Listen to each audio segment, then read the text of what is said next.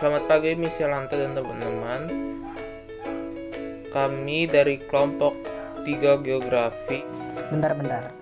Yang dimaksud di sini sebenarnya adalah kami dari kelompok 2 Geografi ingin mempresentasikan tentang interpretasi peta dan pengolahan citra penghindaran jauh terkait jaringan transportasi dan tata guna lahan, yang beranggotakan saya, Sandy, Raverio, Dion, Sabrina, dan Richard. Interpretasi peta. Peta dapat didefinisikan sebagai representasi dari seluruh atau sebagian permukaan bumi atau beberapa benda langit pada permukaan bidang dengan tanda-tanda konvensional. Peta adalah gambaran permukaan 3 dimensi pada permukaan bidang 2 dimensi. Berdasarkan isinya, peta dapat dikelompokkan dalam peta umum dan peta khusus atau tematik. Salah satu contoh peta tematik adalah peta yang terkait dengan jaringan transportasi.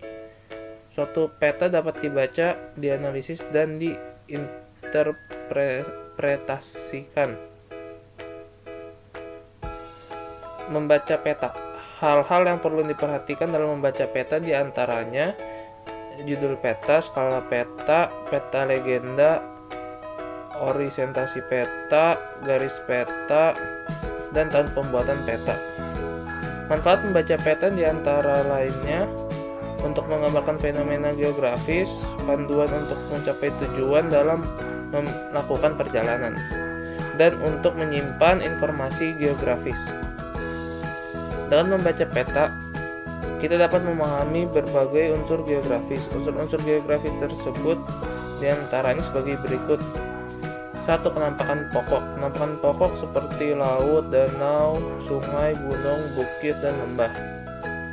Yang kedua, jarak. Jarak garis lurus antara dua titik dapat dibaca dengan bantuan penggaris. Adapun jarak wilayah yang tidak teratur seperti sungai dan garis pantai dapat diukur dengan bantuan benang. Kemudian panjang benang diukur dengan penggaris. Hasilnya dikalikan. Yang ketiga, ada arah. Jika kita memegang peta dan ingin membacanya, kita harus menjaga peta dalam posisi sedemikian rupa agar kita dapat membacanya.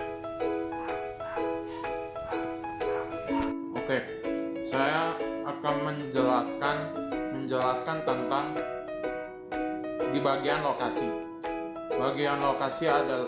Di bagian lokasi misalkan di Kota Palembang. Kota Palembang adalah provinsi adalah di Sumatera Selatan. Palembang adalah kota terbesar kedua di Sumatera. Setelah Medan, kota dengan luas wilayah 461 km dihuni oleh lebih dari 1,8 juta penduduk pada tahun 2018. Prediksi pada tahun 2030 mendatang, kota ini akan dihuni 2,5 juta orang. Kota Palembang juga kota terpadat di Sumatera. Setelah Medan, kota terpadat ke-9 di Indonesia dan ke-19 di Asia Tenggara. Kota Palembang dan beberapa kabupaten tetangganya yaitu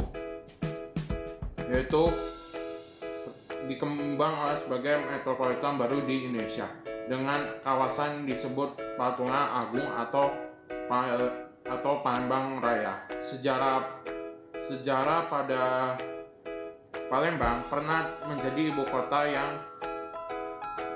kerajaan di Bahari Buddha terbesar di Asia Tenggara. Pada saat itu, kerajaan Sriwijaya mengunifikasi Nusantara dan Semenanjung Malaya pada abad ke-9, juga membuat kota ini dikenal sebagai julukan Bumi Sriwijaya berdasarkan prasasti kedudukan bukit yang ditemukan Bukit Singgung Guntan. Sebelah barat kota Palembang menyatakan membentuknya sebuah fauna didefinisikan sebagai kota sebagai tanggal 16 Juni 1683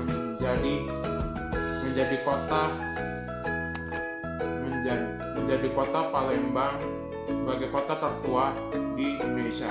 Di dunia barat dan kota Palembang juga dijuluki oleh Fans of the East saat di wali kota Palembang dijabat oleh Haji Marmojoyo. Ketinggian adalah jarak vertikal suatu objek yang diukur dari permukaan laut. Ketinggian terdiri dari 3 hal. Yang pertama, ketinggian titik tertentu atau spot height. Kedua, titik regulasi atau regulation point. Ketiga, garis kontur. Yang pertama, ketinggian titik tertentu atau spot height menunjukkan ketinggian suatu tempat dengan simbol titik-titik hitam bersama angka ketinggian yang ditulis di samping atau di sampingnya. Kedua, titik-titik regulasi atau regulation point ada atau pilar-pilar regulasi atau regulation pillar menunjukkan ketinggian tertinggi di suatu wilayah dengan simbol segitiga biru dan titik di dalamnya bersama angka ketinggian yang ditulis di sampingnya. Dan yang terakhir, garis kontur yang disajikan dengan garis-garis coklat yang menghubungkan wilayah-wilayah dengan ketinggian yang sama di atas permukaan laut. Selanjutnya akan dilanjutkan oleh Sandy. B. Analisis keruangan pada sistem informasi geografis terkait potensi wilayah dan kesehatan lingkungan. 1. Analisis keruangan pada sistem informasi geografis. A. Subsistem masukkan data.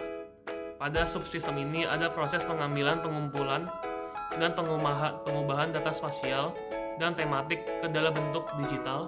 Datanya antara lain berasal dari kombinasi peta yang tercetak dari foto, udara, citra, laporan, dan dokumen survei. Dan juga ada 2 jenis data yaitu data spasial dan data atribut. Data spasial adalah sebuah data yang berorientasi geografi dan memiliki sistem koordinat tertentu sebagai dasar referensinya. Data spasial menggambarkan lokasi absolut dan relatif dari kenampakan geografis dengan koordinat geografis. Yang kedua ada data atribut. Data atribut ini menggambarkan karakteristik kenampakan spasial dan informasi deskriptif tentang kenampakan geografis. Karakteristik ini dapat bersifat kuantitatif dan kualitatif. Data atribut ini dapat diambil dari basis data digital yang berbeda dari basis data spasial. Data atribut juga sering disimpan dan dimanipulasi dengan cara yang sepenuhnya terpisah dari data spasial. Dilanjutkan oleh teman saya.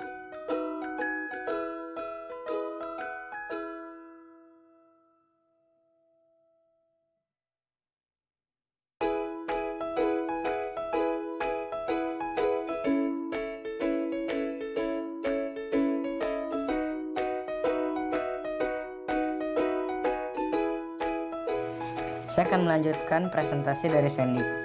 Kali ini saya akan membahas tentang interpretasi dan pengolahan citra penginderaan jauh. Pertama, perencanaan jaringan jalan. Foto udara dan citra satelit dapat dimanfaatkan untuk perencanaan jaringan jalan. Misalnya untuk desain infrastruktur, jalan tol, perencanaan jalan baru, perencanaan jalur alternatif, dan juga perbaikan jaringan jalan. Berikut saya akan memberikan contoh-contoh beberapa dari foto udara dan citra satelit. Berikut adalah contoh gambar dari citra satelit. Selanjutnya saya akan menampilkan apa itu foto udara. Mungkin sebagian dari kalian yang bertanya, sebenarnya cara ngambil foto udara seperti gambar yang di layar ini gimana sih? Cara ngambilnya ini biasanya menggunakan suatu alat yang biasa kita sebut dengan drone untuk mengambil suatu gambar seperti foto udara ini. Kemudian yang kedua ada citra satelit. Citra satelit ini gimana sih cara ngambilnya? Sesuai dengan namanya citra satelit, Jadi gambarnya ini diambil dengan alat yang biasa disebut dengan sebutan satelit. Kemudian yang kedua ada perencanaan rute angkutan. Dengan citra satelit, perencanaan trayek atau rute angkutan dapat terbantu dalam mengatur rute perjalanan yang dilalui oleh kendaraan umum di suatu wilayah, sehingga efisiensi waktu dalam mencapai tujuan dapat tercipta. Selain itu, pengawasan rute angkutan pun dapat dilakukan citra satelit perencanaan rute Transjakarta Koridor 13 Ciledug sampai Tendean, yang diambil langsung dari kompas.com.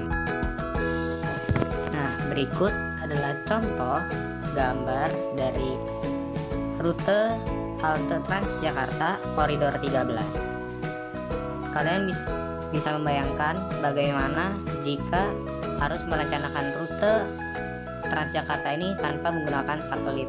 Kita akan membuang banyak sekali waktu karena kita harus mencari rute ini secara manual menggunakan kendaraan seperti mobil, motor, atau kendaraan darat lainnya. Tapi untuk menggunakan kendaraan darat di Jakarta pasti memerlukan waktu yang sangat banyak, karena seperti yang kita ketahui mobilitas di Jakarta sangatlah padat dan macet di mana-mana. Makanya dengan adanya satelit ini, dengan adanya citra satelit ini, manusia lebih dimudahkan untuk menjalani segala urusan-urusan yang lebih besar, seperti contohnya ya ini, untuk merencanakan rute Transjakarta Koridor 13.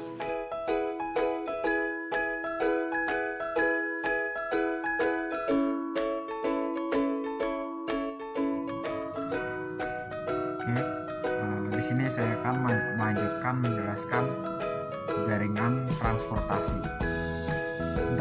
Interpretasi peta sangatlah penting untuk menentukan jalur-jalur yang menghubungkan jaringan transportasi, itu sebagai jalur-jalur transportasi melewatinya. Yang pertama ada transportasi antar moda, yaitu transportasi yang dari satu tempat ke tempat yang lainnya. Ini bisa dilihat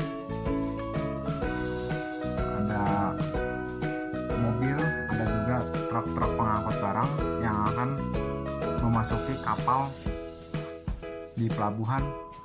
Ini adalah transportasi antar moda. Lalu ada juga transportasi jalan, seperti pembagian jalan kita ambil aja contoh jalan cepat dan jalan lambat seperti yang ada di sini. Jalur lambat digunakan untuk motor, jalur cepat digunakan untuk mobil. Saya ambil contoh di Depok, kalau kalian juga boleh tahu bisa di Jakarta juga ada namanya jalan radio dalam dan radio luar. Lalu di sini ada juga transportasi kereta api. Transportasi kereta api. Ya. Lalu ada juga transportasi sungai dan danau. Ini biasa digunakan nelayan, ya, perahu-perahu ini. Lalu ada juga transportasi penyeberangan. Penyeberangan bisa juga jembatan, bisa juga kapal ini ya, ini kapal feri untuk menyeberang. Kalian boleh bisa lihat di Pandeglang, Banten itu ada pelabuhan dari Serang untuk menyeberang ke Lampung menggunakan kapal feri. Ini seperti ini. Lalu ada juga transportasi laut, tadi kapal. Lalu transportasi udara, ada pesawat, bisa juga helikopter. Lalu ada juga transportasi pipa. Transportasi pipa adalah transportasi yang digunakan di kawasan industri seperti ini. Kalian bisa lihat di Serang, di daerah kawasan industri itu banyak pabrik, jadi seperti ini. Oke, sekian dari saya, dilanjutkan oleh Sandy. Baik, sekian presentasi dari kelompok kami, dari kelompok 2 geografi. Mohon maaf bila ada salah kata ataupun salah perbuatan, baik disengaja maupun tidak disengaja. Dan bagi kalian yang ingin bertanya, silahkan ditanyakan kepada kelompok kami pada sesi tanya jawab nanti. Sekian, terima kasih.